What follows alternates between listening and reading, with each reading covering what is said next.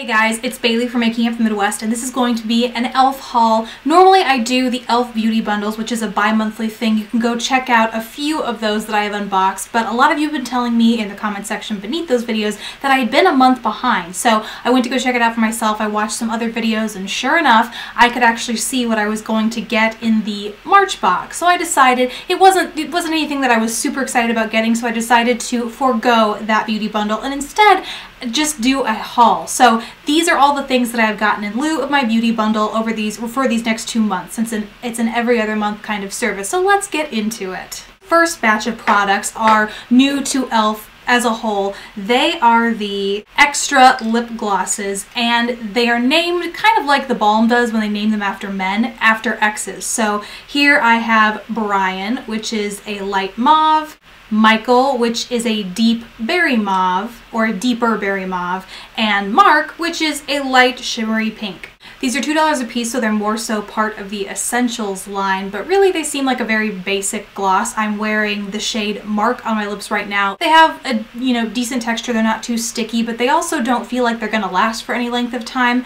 Only time will tell, as I haven't really tested them yet, but I hadn't seen a whole lot of people give their thoughts on these, so I thought I would give them a go. Moving on to some eye products. These are the Jumbo Eyeshadow Sticks. I got 2 of them. One here is French Lace, which is a light shimmery champagne, and the other is Feeling Lucky, which is a deep kind of shimmery plum. I'm wearing both of these as eyeshadow bases today, alone, no other base underneath, to see how they perform. For $2 a piece, it would be great to have eyeshadow pencils that don't crease like mad, that you could kind of wear using eyeshadows to set them and have them stay in place all day. Really only time will tell if that's the case with these, because I am just trying them out for the first time, but I have really high hopes, and you can definitely let me know in the comment section if they do in fact stand up to the test. Now moving on to what I have on over those pencils. Those are the long-lasting Lustrous eyeshadows. I have 3 shades here. The shades I got are Confetti, which is a light shimmery white that I wore over that shimmery champagne pencil on my inner corner. Then I also have Toast, which I thought was going to be sort of a light brown. This is more of a metallic champagne shade. It's really gorgeous, and I'm wearing it on the center of my lids, kind of as the all-over lid color. And then I got Party, which is a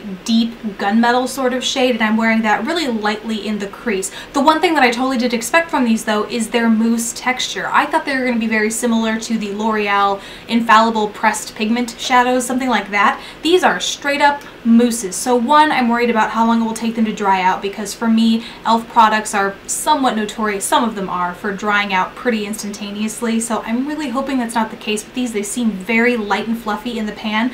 But the other part of me is wondering really how to apply them. At first I tried with a brush, and then I realized they were a fluffy mousse texture, and so then I went on with my finger, which provided good coverage when I was patting it straight onto my lid, but putting this in the crease proved to be a little bit more of a challenge. So it'll be interesting to play around with these, but I'm very excited because I love the look it created.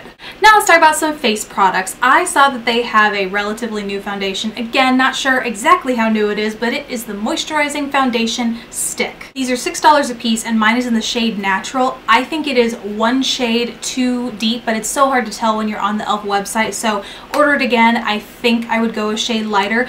Even still though, I was very impressed with the way this applied. It is very smooth and very creamy, which is my #1 concern with a stick foundation, is that it's going to drag against the skin and be impossible to blend in. Not the case with this. In fact, more product than I needed probably came off, but even still, it blended in very smoothly and nicely and provided a really great full coverage. I'm shocked at how full the coverage is, and I really, really like it. So I'll probably have a review of this coming up sometime soon, because I'm just that impressed with my first impressions. Then I also wanted to try their concealer, so I picked up the HD Lifting Concealer, again wearing that today on my under eye area, and I'm pretty impressed with how much it covers up dark circles. I had a little bit of discoloration on my under eye area there, and so I put a few dots on there, blended it out with a brush, and I'm pretty impressed with the results. So no telling whether it will actually stay crease free as full coverage as it is all day, again, because I'm just now experimenting with it, but I will probably have some sort of review or something coming up with it later, because I'm pretty impressed with the initial results.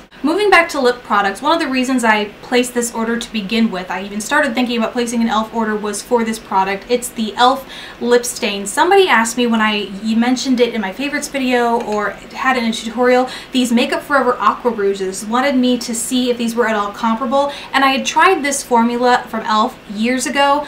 I had since thrown them away because they were so old and the formula was just kind of cruddy, so I thought I would give them another go, and I hope it would be great if they were a dupe, so I'm hoping to do some comparison and maybe a review of this as well. Mine is in the shade Red Carpet, by the way, which looks like a true red on the site, but turns out to have more of a berry shade here. More in the way of lip products, I also picked up these moisturizing lip sticks. One is a red in the shade Velvet Rope, and the other is in Wink Pink. The only one of these that I've used is Velvet Rope, and I was really surprised at how sheer it comes off at first. They look very pigmented, obviously, here, but then once you apply them, they start very sheer and they're buildable, but I'm a little concerned that that texture is going to allow them to run. Even still, they remind me a lot of the consistency of a lip butter or something like that, with both the finish and how moisturizing they feel, but yet how sheer they are. And final lip products are liners. A lot of you may have caught the top 5 and under 5 lip comparisons video or lip dupes video I did. And so I thought these are $1 a piece. Why not get some and see if I can't match them to some of the other more expensive, even if it's just a $5 or $10 drugstore liner, at least you know that you can get this for $1 versus whatever anything else goes for. So the 2 shades that I got are Natural Blush, a very nice nude shade, and Spice, which is kind of a warmer but still pretty nude shade. So that's it for my e.l.f. haul. If you guys wanted to see reviews or tutorials using anything that I talked about here, please let me know in the comment section below, as well as what you are loving from e.l.f., because they are such an affordable brand to buy from. If you love any of the things that I talked about, just talk to me in the comment section below. Thank you guys so much for watching. Please don't forget to subscribe if you haven't already, and I will see you in my next video. Bye!